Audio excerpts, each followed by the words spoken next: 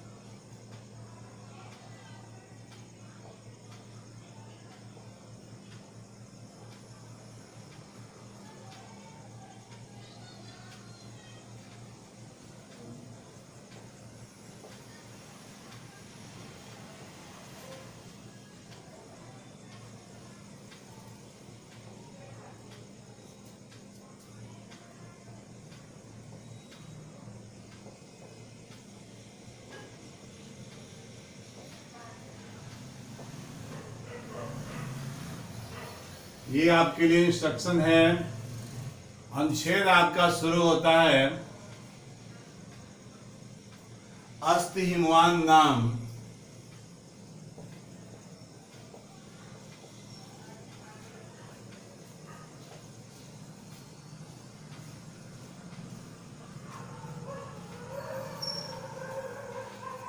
सर्वरत्न भूमि ही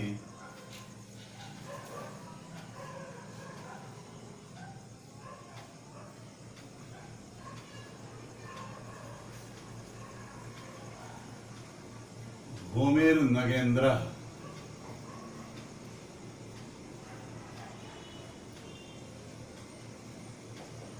और इस पूर्ण विराम के बाद डॉट डॉट डॉट डॉट करके 3-4 लाइन है आपको।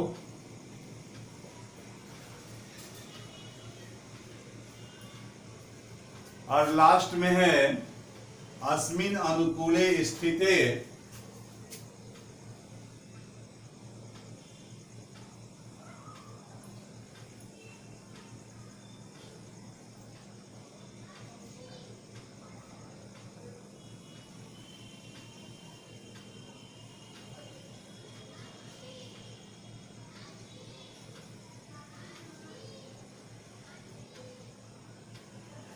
अस्मिन् अनुकूले स्थिते शक्रो अपि नास्मान्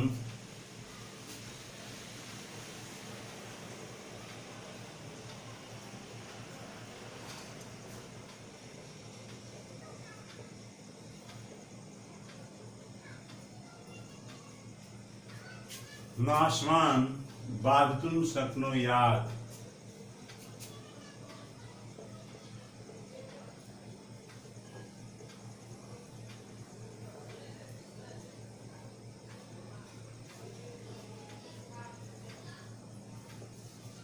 इति।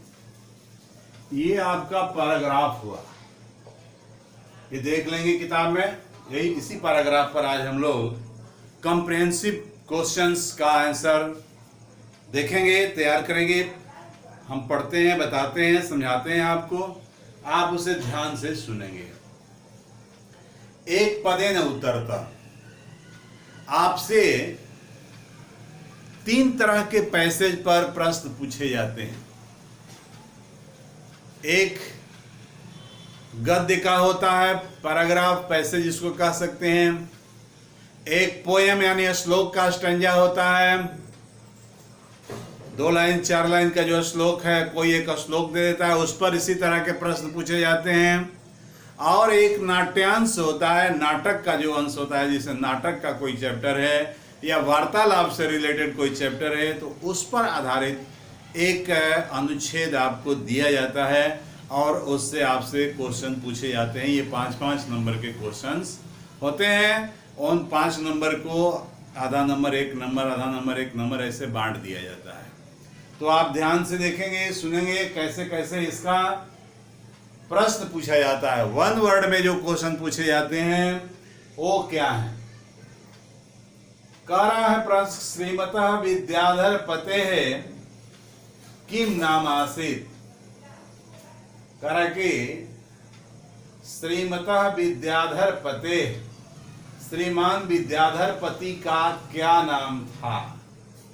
अब मैं आपको पढ़ के सुना रहा हूं, आप किताब में देखेंगे। अस्ति हिमवान नाम सर्वरत्न भूमि नगेंद्रा तस्य शानोरुपरि विभाति कंचनपुरम नाम नगरम तत्र जिमुत केतु इति श्रीमान विद्याधरपति वसति स्म। इस वाक्य में खोजिए, विद्याधरपति इसमें वर्ड आया है, तो कह रहा है कि जिमुत केतु इति, उसको तोड़ देंगे तो हो जाएगा जिमुत केतु इति। तत्र मीन्स वहां जिमुत केतु नाम का श्रीमान विद्याधरपति, विद्याधरों का स्वामी, वसति स्म रहता था। वो विद्याधरों का स्वामी कौन था, उसका क्या नाम था, तो इसमें आया है जिमुत केतु। उसका नाम था जिमुत केतु। अगला क्वेश्चन है, सर आपको केवल जिमुत केतु लिखना है, पूरा सेंटेंस नहीं लिखना है, क्योंकि 1 वर्ड का क्वेश्चन है ये, 1 वर्ड आंसर देना है इसमें। स राजा कीदृशम पुत्रम प्राप्नोत, आएगा पुत्रम प्राप्नोत। सेंटेंस देखिए, कहां पर पुत्रम प्राप्नोत आया है और वहां उसके आगे पीछे आप खोजिएगा तो पुत्र की विशेषता बताते हुए वहां पर दिया होगा कि कीदृशम पुत्रम, कैसा पुत्र प्राप्त किया। तो स राजा जिमुत केतु तम कल्पतरुम आराध्य तत्प्रसादात् च बोधिसत्वांश संभवम जिमुत वाहनम नाम पुत्रम प्राप्नोत। ठीक है, नाम तो जिमुत वाहन था, लेकिन कैसा था, प्रश्न आपसे पूछा कि कैसा था, तो बोधिसत्वांश संभवम, उसके लिए वर्ड आया है बोधिसत्वांश संभवम, यानी बोधिसत्व के अंश से उत्पन्न, माने लगता था कि वह बोधिसत्व के अंश से उत्पन्न हुआ है। संभव माने उत्पन्न, संभव का अर्थ होता है उत्पन्न, बोधिसत्व के अंश से उत्पन्न, तो वहां हो जाएगा बोधिसत्वांश संभवम। ठीक है, अगला आपको पूर्ण वाक्य में उत्तर देना है, नृपस्य गृहोद्याने। तो आप एक पद का उत्तर जो है, मैं उसका उत्तर भी देते चलता हूं। एक पद का उत्तर जो है, पहला एक पदेन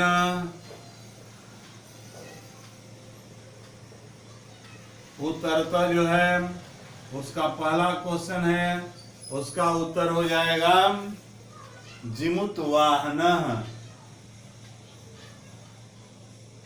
ये जिमुत केतु, उसका नाम होगा जिमुत केतु। इसमें दूसरा जो क्वेश्चन आया है वो हो जाएगा बोधिसत्वांश भूतः, बोधिसत्वांश संभव।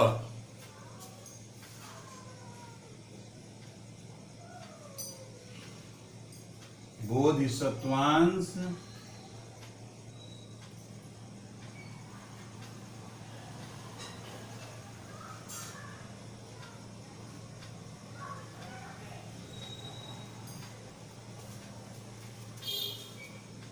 संभवम, संभवम मॉडर्न भी दे सकते हैं, लास्ट हो रहा है। तो ये हो गया आपका दूसरा जो क्वेश्चन है, उसका जो पहला क्वेश्चन है पूर्ण वाक्य में, वो पूर्ण वाक्य का क्वेश्चन क्या है? नृपस्य गृहोद्याने क स्थितः आसीत्। नृप की गृहोद्यान में क्या स्थित था? तो आया है उसमें कि नृपस्य गृहोद्याने का क स्थितः आसीत्। तो आया है कि तस्य गृहोद्याने, तस्य यहाँ जो सर्वनाम आया है राजा के लिए आया है, जीमूत केतु के लिए आया है। तो जहां तस्य आया है वहां पर हम क्या समझेंगे? नृपस्य, नृपस्य गृहोद्याने कुल क्रमागता कल्पतरु स्थितः। तस्य गृहोद्याने की जगह नृपस्य गृहोद्याने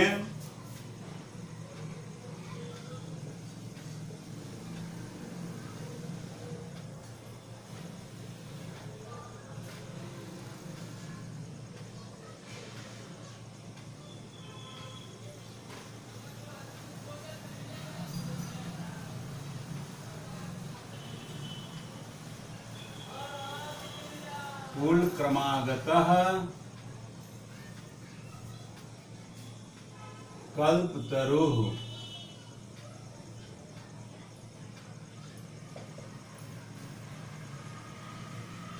स्थितः आसीत्। इसका दूसरा क्वेश्चन होगा कदाचित हितैषी पितृमंत्री कह उक्तः। आया है इसमें कदाचित हितैषी पितृमंत्री उक्तः कह सह जिमुत वाहन। तो यहाँ प्रश्न का उत्तर हो जाएगा जिमुत वाहन। उसका जो बेटा था, जिमुत केतु का बेटा तो था जिमुत वाहन, उस जिमुत वाहन के बारे में आया है कि स जिमुत वाहन कदाचित हितैषी पितृमंत्री उक्तः। तो कौन कहा गया?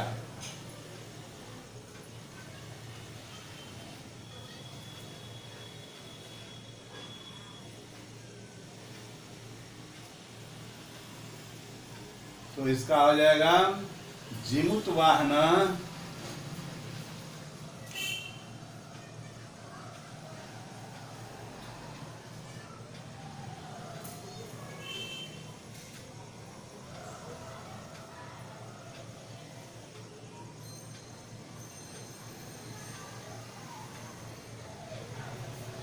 जिमुत वाहन कदाचित हितैषी मंत्री कदाचित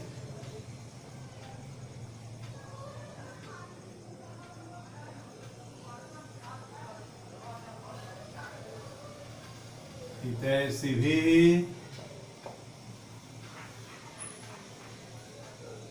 पितृ मंत्री भी उक्तः।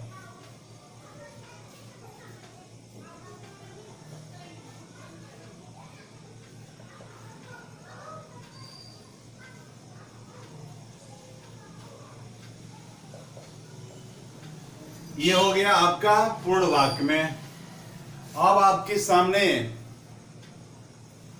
अगला प्रश्न व्याकरण संबंधी आता है। ये ऊपर से हम मिटा देते हैं।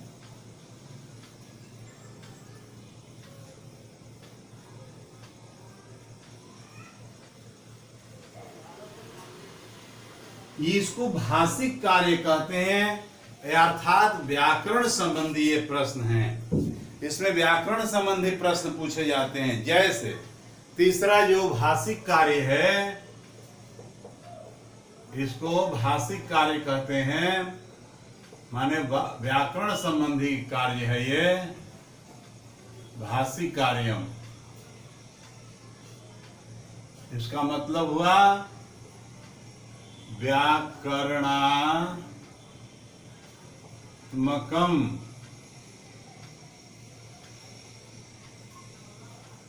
व्याकरणात्मकम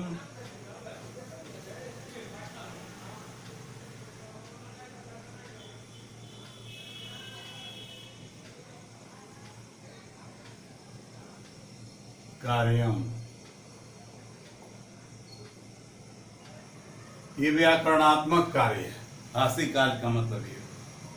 अब इसमें है कि शक्नुयात् इति क्रियाया अनुच्छेदे कर्तृपदम किम, इसका एक तरीका है ढूंढने का। आप वो सेंटेंस ढूंढिए जहां शक्नुयात् आया है, और शक्नुयात् जो है वो प्रथम पुरुष एक वचन की क्रिया है। शक्नुयात्, शक्नुयाताम, शक्नुयुः, तो ये प्रथम पुरुष एक वचन की क्रिया है। उस वाक्य में निश्चित रूप से कर्ता प्रथम पुरुष एक वचन का कुछ आया होगा।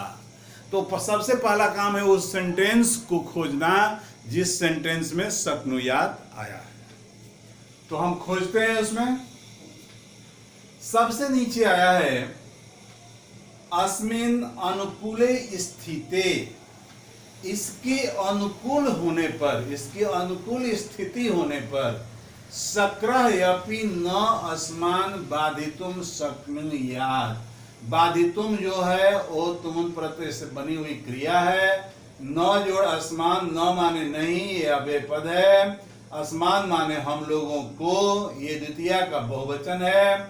शक्रः जोड़ अपि शक्रोपि, शक्रः शक्रौ शक्रा, ये प्रथम पुरुष एक वचन का करता है, शक्रः। तो इसका उत्तर हो जाएगा पहला का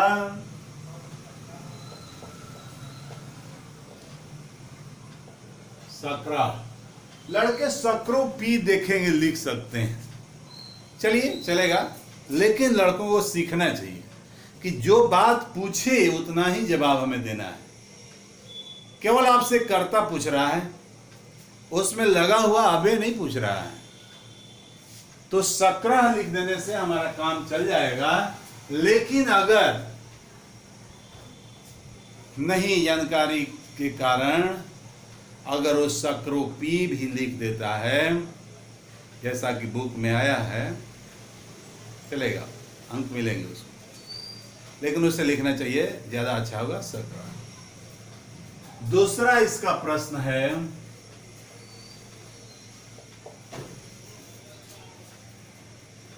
अनुच्छेदे संपूज्य इति पदस्य कः पर्याय लिखित। अब पूछ रहा है आपसे कि अनुच्छेद में जो जिस पैसेज को हम लोग पढ़ रहे हैं, उस पैसेज में संपूज्य के अर्थ वाला, पर्यायवाची का अर्थ होता है समानार्थी, संपूज्य के अर्थ वाला कौन सा वर्ड आया है। तो संपूज्य का अर्थ होता है पूज कर, सम जोड़ पूज जोड़ लेप, माने पूजा करके, पूज करके।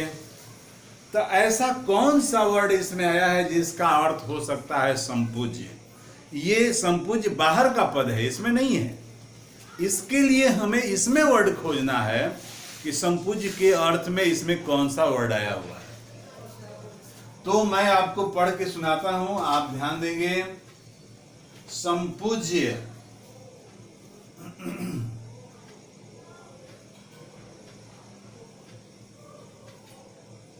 स राजा जिमुत केतु, स राजा जिमुत केतु तम कल्प तरुण आराध्य।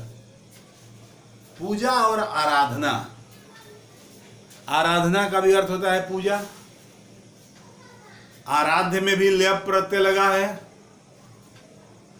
आराध्य, तो आराधना करके।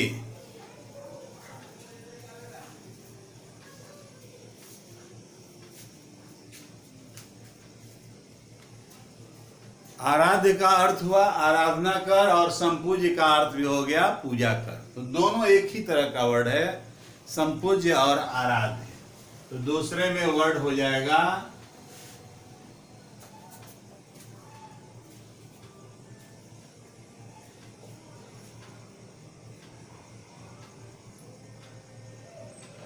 ये चीजें गुरु से कुछ सीखनी पड़ेंगी कि किस वर्ड का क्या क्या पर्याय हो सकता है।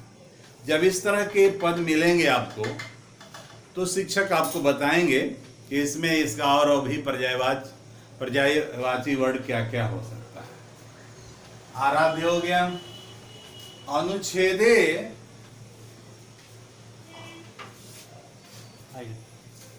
अनुच्छेदे स राजा जिमुत केतु इत्यस्य कर्तृपदस्य क्रियापदम किम वर्तते। अब देखिए इसका मतलब ये हुआ कि स राजा जिमुत केतु, इस अनुच्छेद में आप देखिए कि कहां पर आया है स राजा जिमुत केतु। ये स राजा जिमुत केतु जो है कर्तृपद है, सब्जेक्ट। कर्तृपद का मतलब होता है subject. And what is the verb of subject? स राजा जिमुत केतु। जिमुत केतु एक सब्जेक्ट है और उसका वर्ब क्या आया है। तो फिर हम उस सेंटेंस को ढूंढेंगे कि जिस सेंटेंस में स जिमुत केतु आया है उसी में अंत में या कहीं अंत में ही प्राय क्रियाएं लिखी जाती हैं, तो उसमें क्या क्रियापद आया है। तो स जिमुत केतु,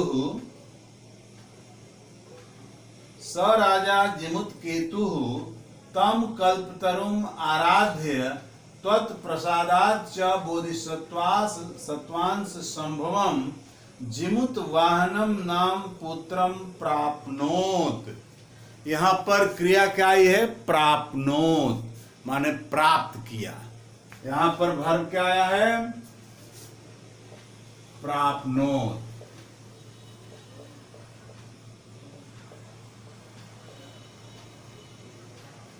घबराइए मत, इसको ध्यान से सुनिए। और हर चैप्टर के लास्ट में, चैप्टर पढ़ा लूंगा तो मैं उस पैराग्राफ में आने वाले जितने इस तरह के प्रश्न हैं उस पर मैं आपको समझाऊंगा, बताऊंगा, जैसे अभी समझा रहा हूं। अगला क्वेश्चन है हितैषिभिः पितृमंत्रिभिः अनयोः पदयोः विशेषण पदम किम।